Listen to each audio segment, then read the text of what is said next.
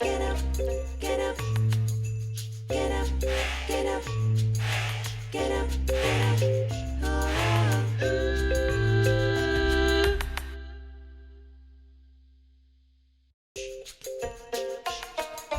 Get up, get up, get up, get up, get up, get up.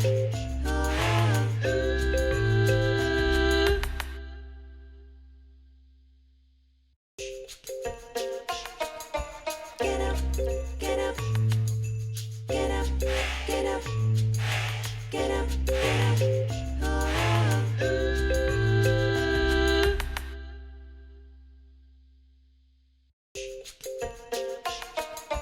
Get up, get up, get up, get up, get up, get up.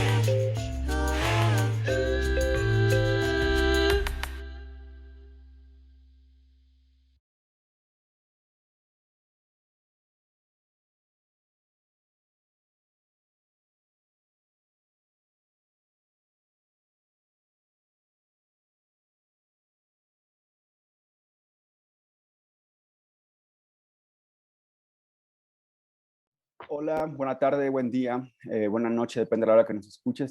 Y nos vea. Estamos en Elefante Blanco. Soy Carlos Manuel Juárez, periodista de Elefante Blanco.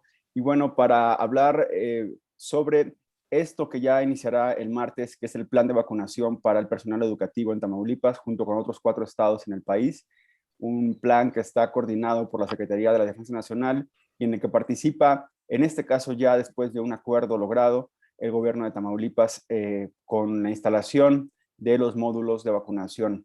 Estamos con la maestra Reina Campuzano Salinas, quien es vocera del Movimiento Magisterial de Tamaulipas y también secretaria delegacional del Sindicato Nacional de Trabajadores de la Educación, para platicar sobre este tema que es muy relevante, dado que inicia con el objetivo, bueno, es el inicio del objetivo final, que es el regreso a clases en el marco de la nueva normalidad. Buen día, maestra Reina. Hola, ¿qué tal, Carlos? Buen día, muchas gracias por la invitación. Pues como usted lo ha leído, y si no lo ha leído se lo comento, desde la semana pasada el subsecretario de Salud, Hugo López-Gatell, anunció el plan de vacunación para maestros, el cual se centraba en los estados que tenían semáforo verde. Entre esos está Tamaulipas, y anunció ese día que aproximadamente 93,000 maestros, un poquito menos, serían vacunados tanto de escuelas privadas como públicas. Maestra Reina, ¿cómo les llegó esta noticia? ¿Cómo lo tomaron los maestros de Tamaulipas?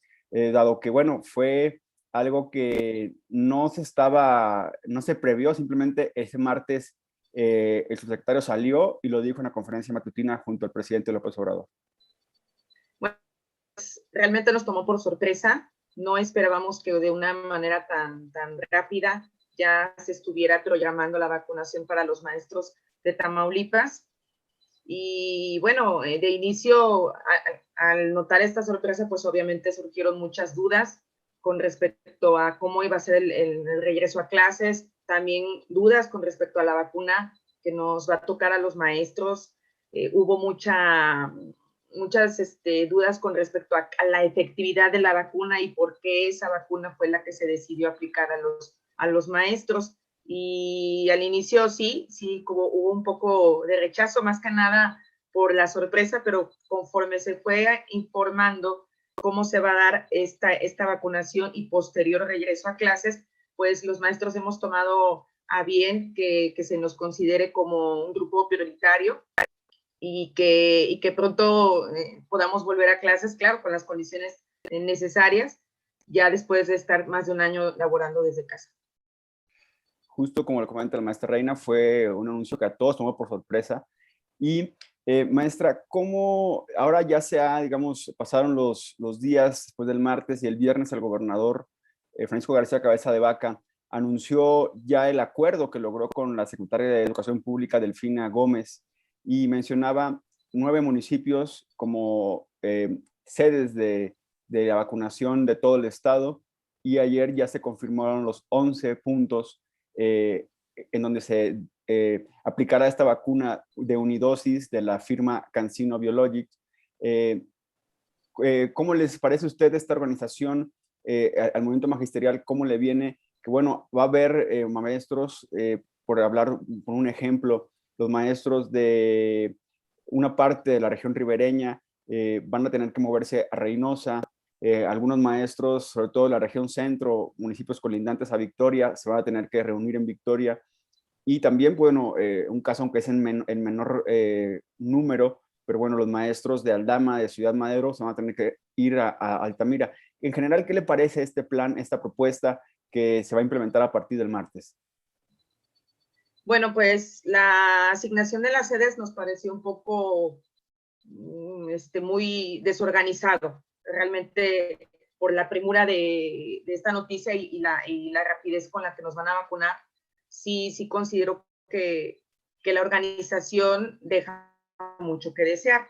Sin embargo, los municipios están cerca, los municipios sede están muy cerca de los municipios alternos, entonces sí se puede movilizar a los maestros. Estas sedes fueron proporcionadas por el gobierno del estado y fueron avaladas por la Secretaría de la Defensa Nacional, que el día de ayer fue cuando ya, a final de cuentas, tuvieron ese acuerdo avalando ya estas sedes. La movilización creo que sería mínima comparado con todos los maestros que nos vamos a vacunar. La mayoría se encuentra en sus municipios. Hay algunos maestros que no están en el municipio donde trabajan, que están en el municipio donde viven y tendrán que trasladarse a donde laboran. Pero esto es una parte lógica, puesto que la base de datos con la que se está trabajando para proporcionar esta vacuna está relacionada con el centro de trabajo donde estamos adscritos. Entonces, me pareció que a final de cuentas, el haberse puesto de acuerdo tanto el gobierno federal con el gobierno estatal, pues dio buenos resultados y quizá, te repito, pudo haberse organizado mejor. Yo creo que sí, si hubiera habido un poquito de más tiempo, pudo haber una mejor organización. Sin embargo, ahorita esto es lo que hay y como maestros, como docentes, no nos queda más que acatar las indicaciones y también ser partícipes en que esta organización, así como está, pues pueda mejorar y hacerla más fluida. Justo pasar, maestra Reina Campuzano, al tema de pronto las dudas y el rechazo que causó al inicio el anuncio de que la vacuna aplicada será la CanSino. Hoy puede usted ya ver en Elefante Blanco una nota que publicamos con información científica de la Organización Mundial de la Salud que habla sobre la vacuna CanSino.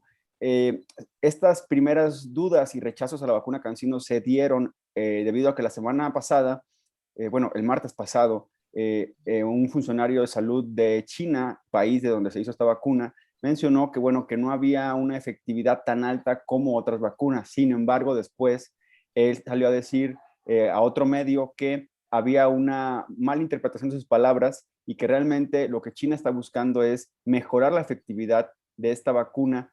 Sin embargo, mencionan que, hay porcentajes de más del 60% en diferentes periodos, es decir, después de 14 días de aplicarte la vacuna tienes un grado de inmunidad, después de 28 días tienes otro grado de inmunidad, pero son grados de inmunidad avalados por la OMS. Justo la OMS salió a decir que, si ellos avalaron la vacuna es porque es una vacuna que en este periodo de emergencia funciona muy bien para controlar la pandemia. Maestra, ¿qué opinaron los maestros ya después del viernes cuando se confirmó que la vacuna CanSino iba a ser aplicada? Como te comenté, sí, al inicio hubo un rechazo por la misma información que tú comentas, por la efectividad, una efectividad que comparada con otras marcas, pues era mucho menor. Sin embargo, en el transcurso de las horas, en cuanto ya se fue proporcionando una información más amplia y no superficial, como por lo general encontramos en Internet, pues se explica que la vacuna tiene una muy buena efectividad en cuanto a que evitar una enfermedad grave si llegásemos a enfermar de COVID, teniendo claro que ninguna vacuna nos proporciona una efectividad del 100%, siempre vamos a estar en riesgo aunque estemos vacunados. Sin embargo, esta vacuna nos va a ayudar a que evitemos quizá enfermarnos de gravedad y evitar, había un porcentaje de 100% en evitar la hospitalización. Esta vacuna sabemos que fue experimental en México, está en su tercera fase en México y ha dado muy buenos resultados. por lo que al inicio sí hubo mucho rechazo por esa falta de información, pero ya que se informó cuáles son los porcentajes, no solo de efectividad, sino también de cómo te ayuda para que no enfermes de manera grave y por lo tanto evitar hospitalizaciones o quizás hasta la muerte, pues bueno, los maestros ya fueron aceptando con de buena voluntad que se haya aplicado, que se vaya a aplicar esta vacuna a los maestros. Ahora, después de esta vacunación, se habló, de acuerdo otra vez a lo que el gobernador informó, y después ustedes han recibido a través de oficios. El plan es que después del día 27, que es el último día de aplicación de la vacuna para el personal educativo, se va a hacer una espera de 15 días para plantear el regreso a clases. Cuéntenos, maestra, ustedes qué saben respecto a este programa piloto que se va a implementar en Tamaulipas, con horarios, con asistencias quebradas, que es lo que se habla, que algunos grupos, algunos grados irán el lunes, otros el miércoles, otros el martes, otros el jueves. ¿Ustedes qué conocen de este programa piloto? Absolutamente nada. No nos han proporcionado una información concreta. Se entiende que los 15 días posteriores al último maestro que se vacune es porque es el tiempo que la vacuna tarda en hacer efecto en el organismo y en donde pudiéramos estar protegidos. Sabemos de un plan piloto porque lo anuncia el gobernador a través de sus redes sociales. Sin embargo, esta información no ha bajado a la estructura educativa. Sabemos además por parte del subsecretario de Salud, Hugo López-Gatell, en su conferencia de la semana pasada, jueves, viernes, no recuerdo bien, en donde mencionaba que el regreso a clases, las escuelas se van a abrir a partir del 15 de mayo, pero eso es como un plan superficial. Mencionó también que el regreso no va a ser como cuando antes del COVID, es decir, quien crea que vacunando a los maestros de inmediato se abrirán las escuelas y recibiremos a todos los alumnos y a todos los padres de familia, pues está equivocado, porque sí se ha mencionado que esto será gradual y con programas pilotos. Sin embargo, te repito, no tenemos algo concreto, no sabemos qué días vamos a ir ni nada por el estilo. Creemos quizá que con ese plan piloto, conforme se vayan dando sus resultados, se irá dando más información, pero hasta el momento desconocemos esa información concreta, al menos como maestros. Yo no sé, como maestra, yo no sé qué día tengo que presentar a mi centro de trabajo, no me han dicho ni cómo va a ser, pero esto, como te digo, es un primer paso en la vacunación y la información irá fluyendo conforme transcurran los días. Ahora, ustedes, imagino que en esta semana que pasó a partir del anuncio, ¿han pensado algo, han proyectado algo? ¿Cuál sería el ideal para la tranquilidad de ustedes, maestros, maestras, personal de la escuela, administrativo, y también de sus familias, y también de las familias de los alumnos? ¿Cuál sería el plan ideal? Un poco retomar lo que el gobernador comentó, fue que él, la Secretaría de Salud, Gloria Molina, y él hicieron la propuesta de que lunes y martes fueran para, bueno, lunes y miércoles fueran para un determinado porcentaje de alumnos, martes y jueves otro porcentaje de alumnos, y el viernes se dejara para atención especial, un poco se referían. Pero para ustedes, ¿qué sería lo ideal o la mejor manera de hacer este regreso a clases? Bueno, que hubiera un plan de contar con los insumos necesarios en las escuelas. Las escuelas, como mucha gente lo sabe, la sociedad lo sabe perfectamente bien, se mantienen con las aportaciones de los padres de familia. Nosotros en las escuelas no recibimos recursos del gobierno para comprar los insumos de limpieza, por ejemplo, que son cosas que deben de estar permanentemente. Eso es lo que deberíamos de contar con las cosas de limpieza, con las cosas de termómetro, gel, tapete. Todo eso no tenemos en las escuelas y mucho menos ahorita en este periodo en donde no hemos pisado el aula. También sería muy bueno que nos indicaran cuántos alumnos, porque si hay un problema educativo en México es el hacinamiento que hay en los salones. Tenemos salones con más de 35 alumnos, en secundaria podemos tener salones hasta de 50 alumnos y pues bueno, no es ideal que regresemos a clases con esta cantidad de alumnos. Tendría que haber un plan en donde nos indiquen cuántos alumnos podemos recibir, porque incluso los salones tendrían que estar ventilados.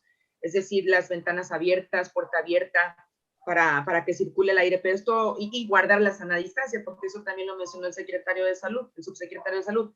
La sana distancia se debe de guardar todavía, y esto sería imposible con salones en hacinamiento. Entonces, necesitamos conocer el plan de cómo es que vamos a recibir y cuántos alumnos vamos a tener en el salón y cómo va a ser la dinámica, incluso en los recesos, porque pues sabemos que en el receso conviven todos los niños. Entonces, este plan es algo que sería necesario. Estas dos cosas son súper importantes, yo creo, para los maestros, contar con los insumos necesarios para poder volver a clases y también saber cómo vamos a recibir a nuestros alumnos y la cantidad de alumnos que vamos a recibir, porque está claro que todos juntos no pueden estar. También mencionar que, bueno, mañana veremos en otro estado, en el primer estado que regresará a clases, Campeche, a ver cómo suceden allá las cosas. También sabemos que Campeche es un estado muy pequeño, con una población que no se compara ni la de Tamaulipas ni la de otros estados. Entonces, bueno, pensar en Veracruz, en Coahuila, o sea, son muy diferentes las poblaciones y también las estrategias que se deben usar para estos lugares. Se abre el 15 de mayo, como usted le comentaba, como la fecha de regreso a clases. Sin embargo, hay muchas actividades que tienen que realizarse en ese periodo de 15 días, limpieza de escuelas, revisar qué escuelas, desafortunadamente en este periodo de un año hay escuelas que han sido vandalizadas o escuelas que han sido robadas. Inclusive, ahora no lo hemos tocado, pero el personal de intendencia en este punto va a ser clave para lograr el regreso a clases. Y bueno, ¿qué más ven ustedes digamos, de tareas que también ustedes tienen que hacer? Es distinto cómo han adaptado su trabajo a su casa. Vemos atrás de usted que está el pizarrón, pero justo, ¿qué es lo que tienen que prepararse, digamos, en esos 15 días para llegar a unas condiciones idóneas como las que comenta usted, ¿no? Sí, bueno, tendría que hacerse un censo sobre cómo están las escuelas actualmente. Como tú bien mencionas, hay escuelas que fueron vandalizadas, hay otras que les hace falta mucha limpieza. Y mencionabas también el personal de intendencia, que va a ser muy importante. Y este punto sí me gustaría ahondarlo, porque no hay personal de intendencia en todas las escuelas. Hay escuelas que no cuentan con un solo intendente, y son muchísimas. Y quienes apoyan ahí son las madres de familia en estar ayudando con la limpieza de la escuela, o en la misma escuela contrata a alguien, porque por parte de la Secretaría de Educación no todas las escuelas cuentan con un intendente como debería de ser. Incluso hay escuelas que ocupan dos. Entonces sí habría que hacer un censo de las condiciones en las que se encuentran las escuelas. Por otro lado, ¿cómo prepararnos nosotros?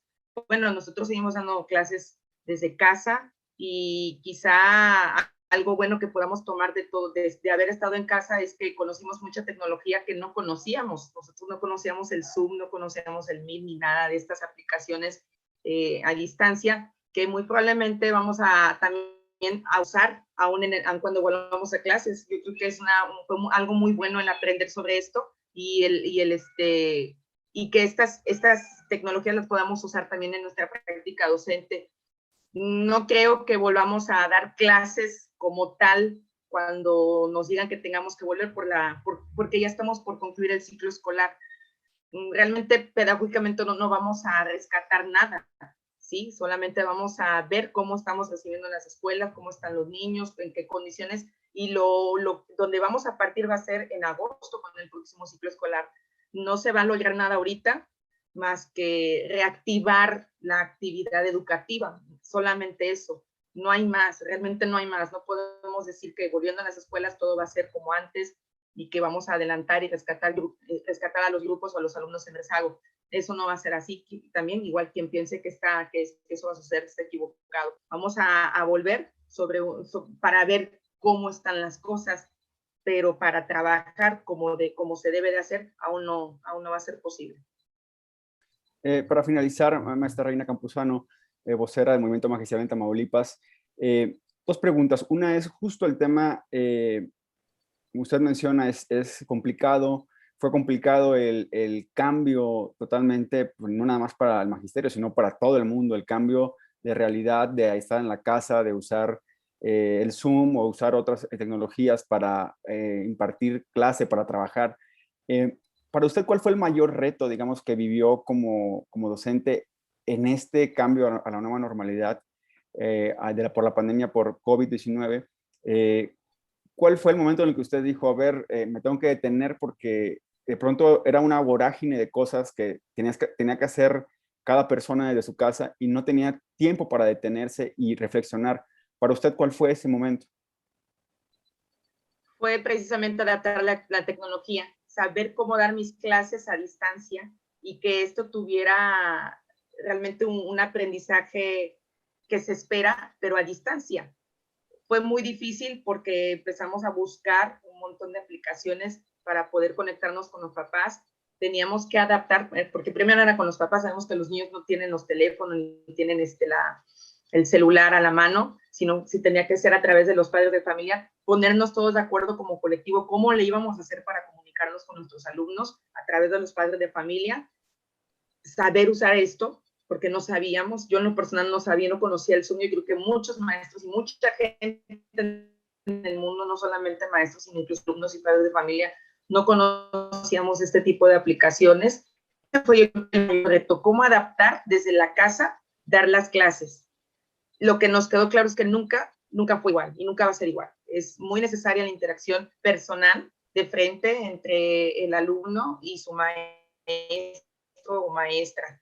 Pero eso, yo creo que eso fue el mayor reto, lo más difícil, aprender todo esto y saber cómo usarlo para beneficio de los alumnos y de los papás y de nosotros mismos. Como te digo, yo creo que de todo esto que ha pasado, esto no va a quedar de lado, lo vamos a seguir usando. Yo creo que quien no lo use está perdiendo una gran oportunidad. Esto ya lo vamos a poder usar como un recurso más, sin sustituir nuestra presencia en el salón, un recurso más quizá para encargar una tarea, un trabajo, quizá para cuando realmente no haya oportunidad de ir a la escuela, porque pasa, a veces cuando hace mucho frío se suspenden clases, bueno, pues aquí está esta aplicación para no perder ese día de clases.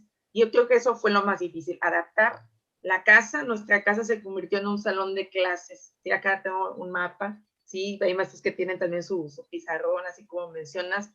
Nuestra casa se volvió el lugar de trabajo y eso fue muy difícil adaptarlo porque igual tenemos familia, tenemos hijos, y aquí también tomaban sus clases y adaptar horarios también, eso fue muy complicado, pero bueno, afortunadamente salimos adelante. Los maestros nunca hemos rehuido a la responsabilidad que tenemos, que es de educar, de cumplir con nuestro trabajo, y siempre el maestro se ha caracterizado por solucionar muchas cosas que quizá tendría que solucionar el gobierno, de cualquier índole, de cualquier tipo de gobierno, es estatal, municipal o federal. Siempre nosotros hemos sacado adelante las situaciones educativas y yo creo que se ha notado y bueno, dimos mucho más. Hay gente que cree que porque estamos en nuestra casa estamos muy cómodos. No fue así, te digo, nuestra casa se convirtió en un salón de clases y se dio más del 100% y aquí está, en el sistema educativo no para, afortunadamente. Justo, maestra, antes de acabar, preguntarle, porque ahora me surge la duda. Sabemos que, bueno, que el magisterio está muy bien organizado y también colabora cuando sucede alguna tragedia. En este caso, en muchos sectores, grupos de profesionistas, hubo que hacer de pronto el llamado a colaboración para un compañero que enfermo. ¿Ustedes tienen una cifra aproximada de cuántos maestros pues tuvieron esta enfermedad de la COVID-19, fueron contagiados en Tamaulipas? No, yo desconozco cuántos maestros fueron contagiados. Sí sabemos aproximadamente cuántos maestros fallecieron, porque sí, lamentablemente hubo compañeros que fallecieron por este virus, y fueron aproximadamente 1,000 maestros en el estado, fallecieron. Sí, también sé de maestros de que se contagiaron, hubo un momento en que hubo mucho contagio de maestros, a pesar de que estábamos a distancia, y sí, yo misma estuve contagiada en el mes de noviembre, y afortunadamente salí adelante con muchos compañeros. Pues nos da también mucho que nos consideren, y quizá hay otros sectores que no han terminado de vacunar. Yo sé que no se ha detenido la vacunación, pero estamos muy agradecidos con que se nos tome en cuenta. Y bueno, te digo, sí hubo maestros contagiados, hubo maestros que desgraciadamente ya no alcanzaron este tiempo de recibir la vacuna porque fallecieron, y bueno, son cosas muy lamentables, pero pues aquí estamos. los que pudimos llegar a esta circunstancia. ¿Cómo vivió usted, maestra, la enfermedad? ¿Estuvo, digamos, en su casa?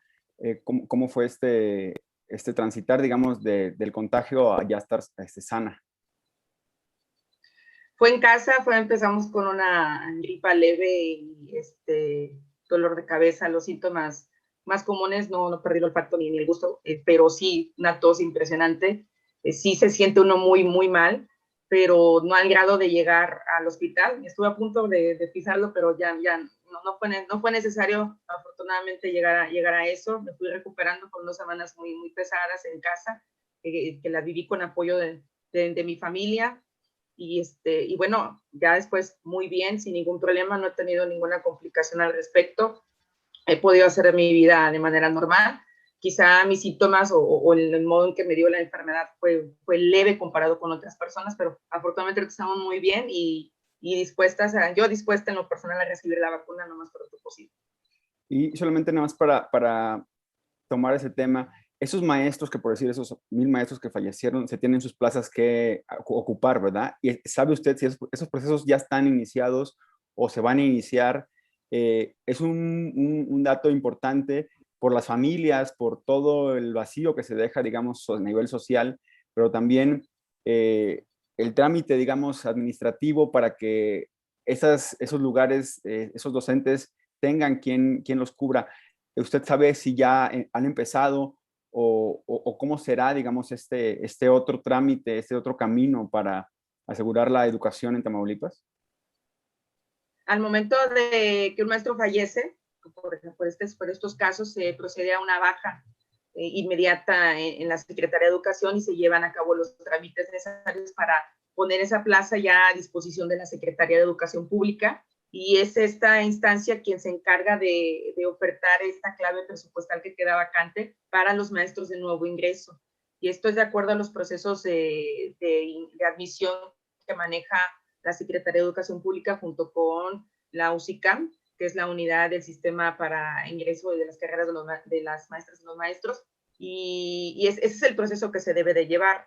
Se supone que esto es inmediato, el empezar este trámite en cuanto se informa de la defunción del docente y solamente esperar a que se hagan los eventos en donde se asignan a los ingresos estos lugares quedaron disponibles. ¿Hay algún municipio en el cual se concentre esta cifra de 1000 personas o es como, digamos, en todo el estado? Es en todo el estado. La verdad es en todo el estado y ahora sí que solamente basándome en las cifras que daba la Secretaría de Salud del estado, pues bien pudiera ser en municipios donde había más cantidad de contagios, sobre todo en la zona metropolitana del sur de Tampico, y Matamoros y Reynosa, que fueron los municipios que recibieron más contagios en el pico más alto de la pandemia. Pues maestra Reina Campuzano Salinas, un gusto que esté aquí en Elefante Blanco. Sabemos que usted escribe en otros medios y nos parece importante invitarla también a participar en Elefante Blanco, en donde, bueno, creemos justo en el periodismo, pero también en la memoria y también en la conversación entre diferentes actores en Tamaulipas, entre diferentes mujeres y hombres que hacen el día a día en el estado. Y bueno, pues nos da mucho gusto que haya estado hoy aquí. No sé si quiere hacer un último llamado a la población de maestros, personal educativo, que bueno, a partir del martes tiene que acudir a los puntos de vacunación. Sí, claro que sí, Carlos.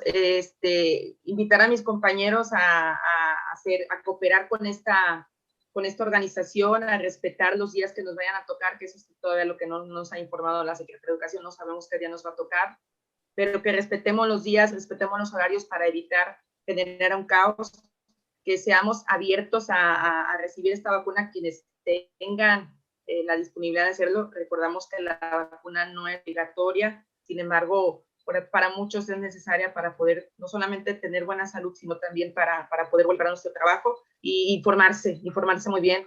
Y por otro lado, te agradezco mucho la invitación, por supuesto que la acepto y te agradezco mucho que me hayas permitido participar en esta entrevista. Pues muchas gracias, maestra, y a usted que nos ve y nos escucha. Recuerde que esta semana que viene tenemos bastante, bueno, información diaria en el portal elefanteblanco.mx. También estamos en Twitter como MXElefante y en Facebook como Elefante Blanco MX. Tenemos el martes, me gustaría darle el adelanto, el martes tenemos una entrevista muy interesante con la académica Guadalupe Correa Cabrera, hablando sobre Tamaulipas, viendo a Tamaulipas desde Estados Unidos, pero también desde Tamaulipas, desde la frontera. Una plática a profundidad larga, pero muy interesante. Y el miércoles, pues lo esperamos con la estampida, las opiniones y la reflexión en torno a la actualidad en Tamaulipas. Hoy iniciaron las campañas alcaldes y diputados locales. Ahora sí, como por ahí dicen, pare bien la oreja, escuche y reflexione de acuerdo a lo que cada quien diga. Maestra, muchas gracias. Nos vemos aquí en Elefante Blanco.